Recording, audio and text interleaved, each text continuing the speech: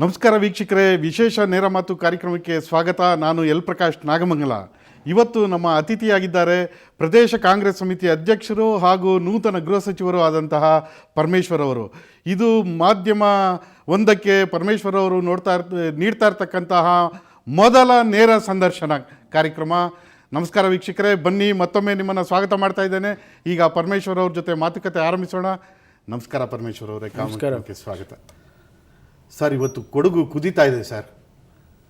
ಅದಕ್ಕೆ ಪರೋಕ್ಷವಾಗಿ ಸರ್ಕಾರನೇ ಕಾರಣ ಅನ್ನೋ ಮಾತಿದೆ. ಟಿಪ್ಪು ಜಯಂತಿ ಹೆಸರಲ್ಲಿ ಸರ್ಕಾರ ಮಾಡಿದಂತಹ ಅಚಾತುರ್ಯಗಳು ಇವತ್ತು ಕೊಡಗು ಕುದಿಲಿಕ್ಕೆ, ಇಂಥ ಒಂದು ಕೋಮು ಸಾಮರಸ್ಯ ಹದಗೆಡ್ಲಿಕ್ಕೆ ಕಾರಣ ಅನ್ನೋ ಆರೋಪ ಇದೆ. ನಿಮಗೆ ಬ್ಯಾಡ್ ವೆಲ್ಕಮ್ ಸಿಕ್ತು ಅಂತ ಅನ್ನಿಸ್ತಾ ಇದೆಯಾ? ಮೊದಲನೇದಾಗಿ ಸ್ಪಷ್ಟೀಕರಣ ಕೊಡೋದಕ್ಕೆ ಬಯಸ್ತೇನೆ. ಸರ್ಕಾರ ಇದಕ್ಕೆ ಹೊಣೆ ಅಲ್ಲ. ಇಡೀ ರಾಜ್ಯದಲ್ಲಿ ಇವತ್ತು ಟಿಪ್ಪು ಸುಲ್ತಾನ್ ಜಯಂತಿಯನ್ನು ಆಚರಣೆ ಮಾಡಿದರು. ನೆನ್ನೆ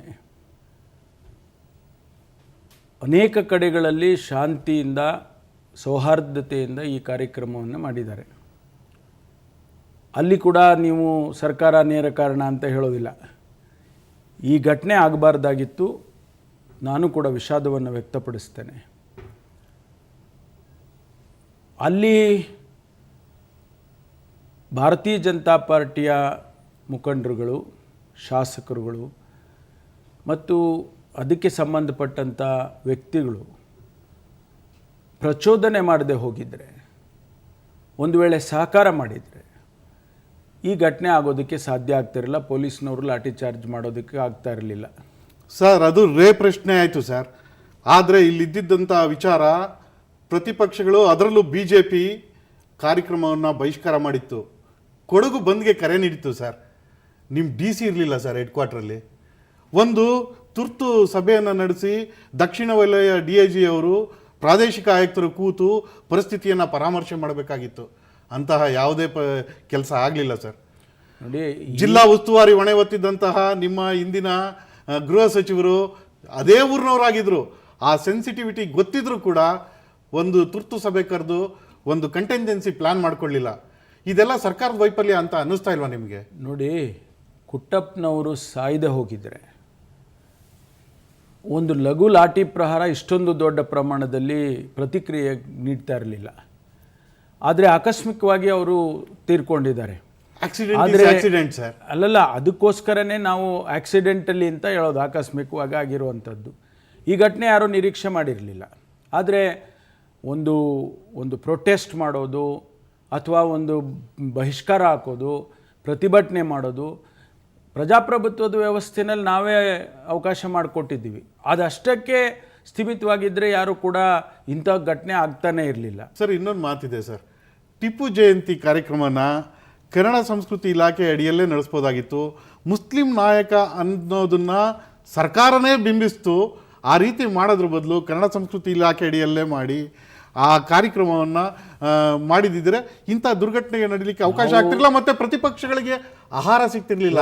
ನಾವು ಟಿಪ್ಪು ಸುಲ್ತಾನ್ ಒಬ್ಬ ಮುಸ್ಲಿಂ ನಾಯಕ ಅಂತ ಹೆಣ್ಗೂ ಇದು ಮಾಡಲಿಲ್ಲ.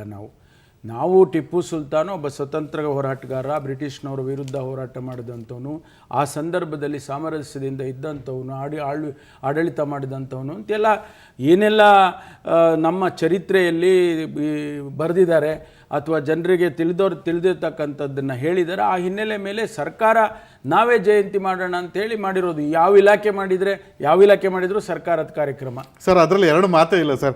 ನನ್ನ ಹತ್ರ ನೀವು ಅವತ್ತು ಆ ಕಾರ್ಯಕ್ರಮಕ್ಕೆ ಹಿನ್ನೆಲೆಯಲ್ಲಿ ಮಾಧ್ಯಮಗಳಿಗೆ ಬಿಡುಗಡೆ ಮಾಡಿದಂಥ ಜಾಹೀರಾತಿನ ಒಂದು ಇದಿದೆ ಸರ್. ಇದನ್ನು ಸಂಪೂರ್ಣವಾಗಿ ಗಮನಿಸಿದಾಗ ಮೈನಾರಿಟಿ ಇಲಾಖೆಯಿಂದನೇ ಮಾಡಿಸೋ ಅಗತ್ಯ ಏನಿತ್ತು ಸರ್? ಅಲ್ಲ, ಯಾಕೆಂದರೆ ನಾನು ತುಂಬ ಜಯಂತಿಗಳನ್ನ ನೋಡಿದ್ದೀನಿ. ಆ ಜಯಂತಿಗಳೆಲ್ಲ ಕನ್ನಡ ಮತ್ತು ಸಂಸ್ಕೃತಿ ಇಲಾಖೆ ಅಡಿಯಲ್ಲೇ ನಡೆಯೋದು ವಾಡಿಕೆ ಅಲ್ವ ಸರ್?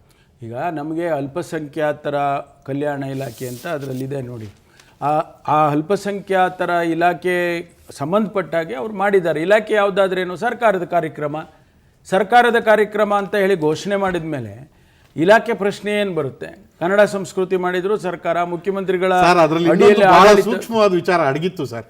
ಅದರಲ್ಲಿ ಪ್ರಕಟ ಮಾಡಿದ ಎಲ್ಲ ಕಾರ್ಯಕ್ರಮಗಳು ಅಲ್ಪಸಂಖ್ಯಾತರಿಗಾಗಿ ಸರ್ಕಾರ ಘೋಷಣೆ ಮಾಡಿದಂಥ ಕಾರ್ಯಕ್ರಮಗಳಾಗಿದ್ವು. ಈ ರೀತಿಯ ಪರೋಕ್ಷವಾಗಿ ನೀವೇ ಟಿಪ್ಪು ಒಬ್ಬ ವೀರ ಕನ್ನಡಿಗ ಅನ್ನೋದನ್ನು ಕನ್ನಡ ಸಂಸ್ಕೃತಿ ಇಲಾಖೆ ಅಡಿಯಲ್ಲಿ ಹೇಳ್ಬೋದಾಗಿತ್ತು.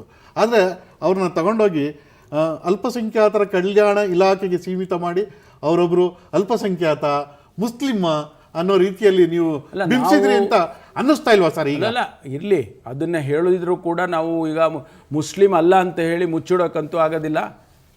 ಟಿಪ್ಪು ಸುಲ್ತಾನ್ ಒಬ್ಬ ಮುಸ್ಲಿಂ ಅಲ್ಲ ಅಂತ ಹೇಳೋಕ್ಕಾಗತ್ತಾ ಸರ್? ಆ ವಿಷಯ ಬೇರೆ. ಅಲ್ಲಲ್ಲ, ಅದನ್ನ ನಾವು ಎಷ್ಟೇ ನಾವು ಕನ್ನಡ ಇಲಾಖೆನಲ್ಲಿ ಮಾಡಿದ್ರು ಕೂಡ ಮುಸ್ಲಿಂ ಅಂತಾನೆ ಅವ್ರನ್ನ ಬಿಂಬಿಸ್ತಾ ಇದ್ರು. ಯಾರು ಕೂಡ ಅವ್ರನ್ನ ಹಿಂದೂ ಅಥವಾ ಕ್ರಿಶ್ಚಿಯನ್ ಅಂತ ಏನು ನನ್ನ ಪ್ರಶ್ನೆ ಸರಳ ಸರ್. ಇದನ್ನ ನೀವು ಪ್ರತಿಪಕ್ಷಗಳಿಗೆ ಆಹಾರವಾಗದ ರೀತಿಯಲ್ಲಿ ಒಂದಷ್ಟು ಮುನ್ನೆಚ್ಚರಿಕೆ ಕ್ರಮಗಳನ್ನ ತೆಗೆದುಕೊಂಡು ಮಾಡಿದ್ದಿದ್ರೆ ನೀವು ಪ್ರತಿನಿಧಿಸುವಂತಹ ಸಮುದಾಯಕ್ಕೆ ಎಲ್ಲೋ ಒಂದು ಕಡೆ ಅವಕಾಶವನ್ನು ವಂಚನೆ ಮಾಡ್ದಂಗೆ ಆಯಿತು ಅಂತ. ಅಲ್ಲ, ವಂಚನೆಗಿನ್ನ ನಿರಾಶೆ ಆಗಿರ್ಬೋದು ಅವರಿಗೆ, ಖಂಡಿತವಾಗಿ ನಿರಾಶೆ ಆಗಿದೆ, ನಾನು ಕೂಡ ಒಪ್ತೇನೆ. ಬಹುಶಃ ಇದೇ ಅಂತಿಮ, ಇಲ್ಲಿಗೆ ಮುಗಿದೋಯ್ತು, ನಾಳೆ ಇನ್ನೊಬ್ಬ ಪರಮೇಶ್ವರ್ ಬರ್ಬೋದು, ನಾಳೆ ಮತ್ತೊಬ್ಬರು ಯಾರೋ ಒಬ್ಬರು ದಲಿತ ನಾಯಕರು ಬರ್ಬೋದು. ಅದಕ್ಕೆ ನಾವು ನಿರಾಶೆ ಹೊಂದತಕ್ಕಂಥದ್ದಿಲ್ಲ. 65 ವರ್ಷ ಆಗೋಗಿದೆ. ಮುಂದೆ ಬರ್ತಕ್ಕಂಥ ದಿವಸದಲ್ಲಿ ಮತ್ತೊಬ್ಬ ಯಾರಾದರೂ ಕೂಡ ದಲಿತ ನಾಯಕರು ಮುಂದೆ ಬಂದೇ ಬರ್ತಾರೆ. ಇಷ್ಟಕ್ಕೆ ಮುಗಿದೋಗೋದಿಲ್ಲ ಅಲ್ಲ. ನೀವು ಭಾಳ ಆಶಾವಾದಿಯಾಗಿದ್ದೀರಿ ಸರ್. ಖಂಡಿತವಾಗಿ ನಾನು ಯಾವತ್ತೂ ಕೂಡ ಅಷ್ಟೇ ಸರ್. ನೀವು ವಹಿಸ್ಕೊಂಡಿರೋ ಈ ಖಾತೆ ಇದೆಯಲ್ಲ, ಗೃಹ ಖಾತೆ, ನೀವು ಬರೋಕ್ಕಿಂತ ಮುಂಚೆ ಗೊಂದಲದ ಗೂಡಾಗೋಗಿತ್ತು ಸರ್.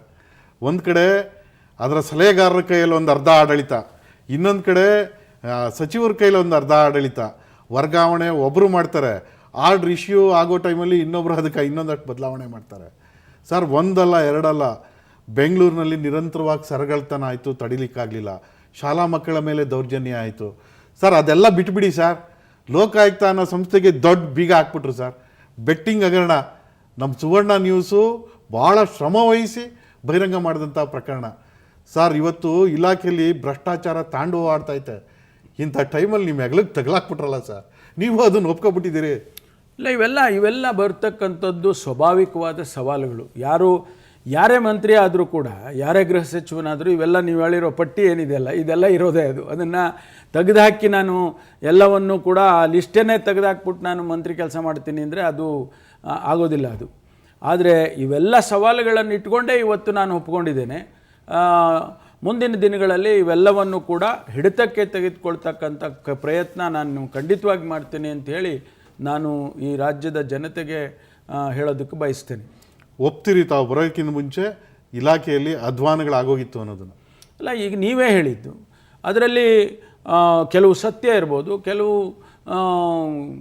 ತಾವು ಹೇಳಿದಾಗೆ ಭಾಳ ಗ್ಲೋರಿಫೈಡ್ ಇರ್ಬೋದು. ಅದನ್ನೆಲ್ಲವನ್ನು ಕೂಡ ನಿಗ್ರಹ ಮಾಡೋದೇ ನಮ್ಮ ಕೆಲಸ ಅಲ್ಲ. ಈಗಾಗಲೇ ನಾನು ನಮ್ಮ ಅಧಿಕಾರಿಗಳ ಸಭೆಯಲ್ಲಿ ಹೇಳಿದ್ದೇನೆ, ನಾನು ಏನು ನನ್ನ ಪ್ರಯಾರಿಟಿ, ಒಬ್ಬ ಗೃಹ ಸಚಿವನಾಗಿ ನನ್ನ ಪ್ರಯಾರಿಟಿ ಏನು ಅಂತೇಳಿ ನಾನು ಅವ್ರಿಗೆ ಹೇಳಿದ್ದೇನೆ. Law and order is my priority, crime ಕಡಿಮೆ ಮಾಡೋದು is my priority, women and children welfare is my priority, Bengaluru ಸಿಟಿಯಲ್ಲಿ ಟ್ರಾಫಿಕ್ಕನ್ನು ರೆಗ್ಯುಲೇಟ್ ಮಾಡೋದು ನನ್ನ ಪ್ರಯಾರಿಟಿ. ಇವೆಲ್ಲ ನಾನು ಅವ್ರಿಗೆ ಹೇಳಿದ್ದೀನಿ. ಈ ಎಲ್ಲದರ ಅಡಿಯಲ್ಲಿ ಕೆಲಸ ಮಾಡೋದಿದೆಯಲ್ಲ, ಅಧಿಕಾರಿಗಳಿಗೆ ಈಗ ನಾನು ಸೂಚನೆ ಕೊಟ್ಟಿದ್ದೀನಿ. ನೋಡಪ್ಪ, ಇದೆಲ್ಲ ಇದೆ, ಈ ರೀತಿ ಇದಕ್ಕೆ ಪ್ರಾಮಾಣಿಕವಾಗಿ ನೀವೆಲ್ಲ ಕೆಲಸ ಮಾಡಬೇಕು. ಭ್ರಷ್ಟಾಚಾರ, ನೀವು ಹೇಳಿದಾಗೆ ಭಾಳ ಜನ ಹೇಳ್ತಾರೆ ಪೊಲೀಸ್ ಇಲಾಖೆಯಲ್ಲಿ ಹೆಚ್ಚು ಭ್ರಷ್ಟಾಚಾರ, ಒಬ್ಬ ಕಾನ್ಸ್ಟೇಬಲಿಂದ ಹಿಡಿದು ದೊಡ್ಡವರವರೆಗೂ ಭ್ರಷ್ಟಾಚಾರ ನಡೀತದೆ ಅಂತ ಒಂದು ಪಾಸಿಂಗ್ ರೆಫರೆನ್ಸ್ ಮಾಡಿಬಿಡ್ತಾರೆ. ನಡೀತದೆ ಅಲ್ಲ ಸರ್, ಕೊಟ್ಟಿದ್ದೀವಿ, ಕೊಟ್ಟು ಹಾಕಿಸ್ಕೊಂಡಿದ್ದೀವಿ ಇಷ್ಟೇ ಇಂಥ ಪೋಸ್ಟ್ಗೆ ಅಂತ ಬಹಿರಂಗವಾಗಿ ಅಧಿಕಾರಿಗಳು ಮಾತಾಡ್ತಾರೆ. ಅಂಥವ್ರಿಂದ ನಾವು ನೆಕ್ಸ್ಟ್ ಎಂಥ ಜನಸೇವೆಯನ್ನು ನಿರೀಕ್ಷೆ ಮಾಡ್ಲಿಕ್ಕೆ ಸಾಧ್ಯ? ಅದನ್ನು ನಿಲ್ಲಿಸೋದು ಅಥವಾ ಅದನ್ನು ರೆಗ್ಯುಲೇಟ್ ಮಾಡೋದು ಅದೇ ನನ್ನ ಕರ್ತವ್ಯ ಅಲ್ವೇ? ಅದನ್ನು ಮಾಡೋಣ, ಮುಂದಿನ ದಿನದಲ್ಲಿ ಮಾಡ್ತೀನಿ ನಾನು. ಸರ್, ಕಾಂಗ್ರೆಸ್ ಆಡಳಿತದಲ್ಲಿದ್ದರೂ ಕೂಡ ಕರಾವಳಿ ಭಾಗ ಅತ್ಯಂತ ಸೂಕ್ಷ್ಮ ಪ್ರದೇಶ ಅನ್ನೋದು ನಿಮಗೆ ಚೆನ್ನಾಗಿ ಗೊತ್ತು ಸರ್. ಅಲ್ಲಿ ಕಾಂಗ್ರೆಸ್ ಆಡಳಿತದಲ್ಲೂ ನೈತಿಕ ಪೊಲೀಸ್ಗಿರಿ ವಿಜೃಂಭಿಸ್ತಾ ಇದೆ ಸರ್ ಇವತ್ತು. ನಾನು ಮೊನ್ನೆ ಮಂಗಳೂರು ರೇಂಜ್, ನಮ್ಮ ಇಲಾಖೆ Mangaluru range up to Chikkamagaluru, Karwar, ಅಲ್ಲಿವರೆಗೆಲ್ಲ ಹೋಗುತ್ತೆ. ಅಲ್ಲಿ ನಾನು ರಿವ್ಯೂ ಮಾಡ್ಕೊಂಡು ಬಂದಿದ್ದೀನಿ. ಅಲ್ಲಿ ನಾನು ಒಂದು ಮಾತು ಹೇಳಿದ್ದೇನೆ, ಈ ಮಾರಲ್ ಪೊಲೀಸಿಂಗ್ ಅನ್ನೋದು ಇದೆಯಲ್ಲ, ಅದು ಕಾನೂನಿನ ಚೌಕಟ್ಟಿನಲ್ಲಿ ಅದಕ್ಕೆ ಅವಕಾಶ ಇಲ್ಲ. ಅದಕ್ಕೆ ಯಾರೂ ಕಾನೂನನ್ನು ಕೈಗೆತ್ತಿಕೊಳ್ಳೋದಕ್ಕೆ ಅವಕಾಶ ಇಲ್ಲ. ಒಂದು ವೇಳೆ ಆ ರೀತಿ ಮಾಡಿದಂಥವ್ರ ಮೇಲೆ ಕಠಿಣವಾದ ಕ್ರಮ ತಗೊಳ್ಬೇಕು ಅಂತೇಳಿ ನಾನು ಅವರಿಗೆ ಸೂಚನೆ ಕೊಟ್ಟು ಬಂದಿದ್ದೀನಿ. We will not tolerate that. Yes sir, ನಿಮ್ಮ ಸರ್ಕಾರದ ಯಾವ ಇಂದ್ರಿಯಗಳೂ ಕೆಲಸ ಮಾಡ್ತಾ ಇಲ್ಲ ಅನ್ನೋದು ಇನ್ನೊಂದು ಗಂಭೀರ ಆರೋಪ ಇದೆ ಸರ್. ಸುವರ್ಣ ನ್ಯೂಸ್ ಚಾನಲ್ಲು ಮತ್ತು ನಮ್ಮ ಕವರ್ ಸ್ಟೋರಿ ತಂಡ ತಮ್ಮ ಪ್ರಾಣವನ್ನೇ ಒತ್ತೆ ಇಟ್ಟು ಒಬ್ಬ ಸಚಿವರ ಹಗರಣವನ್ನು ಬಯಲಿಗೆಳೀತು ಸರ್. ಸರ್ ಅವ್ರನ್ನ ರಕ್ಷಣೆ ಮಾಡ್ತಾ ಇದ್ದೀರಿ ಸರ್ ಇವತ್ತಿಗೂ. ಇಲ್ಲ ನಾವು ಸರ್ ಕಣ್ಣಿಗೆ ಕಾಣೋ ಸತ್ಯಕ್ಕಿಂತ ಇನ್ನೇನು ನಿಮಗೆ ಸಾಕ್ಷ್ಯಾಧಾರಗಳು ಬೇಕು ಸರ್? ಇದೇ ಪ್ರತಿಪಕ್ಷ ಸ್ಥಾನದಲ್ಲಿದ್ದಾಗ ಸನ್ಮಾನ್ಯ ಸಿದ್ದರಾಮಯ್ಯನವರು ಆಡಿದ ಭಾಷಣಗಳು, ಆಡಿದ ಮಾತುಗಳು, ಆಹಾ ಆಹಾ, ಇದೆಲ್ಲ ನಿಮಗೆ ಗೊತ್ತಿಲ್ವಾ ಸರ್? ಈಗ ನೀವು ರೆಫರ್ ಮಾಡ್ತಾ ಇರೋದು ಸನ್ಮಾನ್ಯ ಆಂಜನೇಯರ ಪ್ರಕರಣಕ್ಕೆ. ಎಸ್, ನಾನು ಈಗಾಗಲೇ ನಾವು ಅದನ್ನು ಗಮನಿಸಿದ್ದೇವೆ, ಭಾಳ ಗಂಭೀರವಾಗಿ ಗಮನಿಸಿದ್ದೀವಿ. ನಾವೇನೋ ಅದನ್ನು ಕಣ್ಮುಚ್ಕೊಂಡು ತಮ್ಮ ಚಾನಲ್ನಲ್ಲಿ ಏನು ತಾವು ತೋರಿಸಿದ್ರಿ, ತಮ್ಮ ಸ್ನೇಹಿತರುಗಳು ಪ್ರಾಣನೇ ಹೊತ್ತಿಟ್ಟು ಹೋಗಿ ಆ ಕೆಲಸ ಮಾಡಿದರು ಅಂತ, ಅದನ್ನು ನಾವು ಯಾರೂ ಕೂಡ ಅದನ್ನು ಮಾಡಿದ್ದು ತಪ್ಪು ಅಥವಾ ಮಾಡಬಾರ್ದಾಗಿತ್ತು ಅಂತ ಯಾರಾದರೂ ಹೇಳಿದ್ರು? ಮುಖ್ಯಮಂತ್ರಿಗಳು ಹೇಳಿದಾರ? ನಾವು ಸರ್ ಎಲ್ಲೂ ಹೇಳಿಲ್ಲ. ಆದರೆ ಆ ಸಚಿವರು ಖುದ್ದು ಹೇಳ್ತಾರೆ ಅದರಲ್ಲಿ ಏನು ಇರಲಿಲ್ಲ, ಖಾಲಿ ಪೇಪರು ಅಂತ ಪ್ರೆಸ್ ಕಾನ್ಫರೆನ್ಸ್ ಅಲ್ಲಿ ಹೇಳ್ತಾರೆ. ಅದಕ್ಕೆ ಆಮೇಲೆ ನಿರ್ಲಜ್ಜ ರೀತಿಯಲ್ಲಿ ವರ್ತನೆ ಮಾಡ್ತಾರೆ. ಆ ಅಧಿಕಾರಿಯನ್ನ ಮೊದಲು ರಜೆ ಮೇಲೆ ಕಳಿಸಲಾಗುತ್ತೆ, ನಮ್ಮ ಚಾನಲಲ್ಲಿ ಸುದ್ದಿ ಬಂದ ಮೇಲೆ ಅವ್ರನ್ನ ಅಮಾನತ್ ಮಾಡಲಾಗುತ್ತೆ.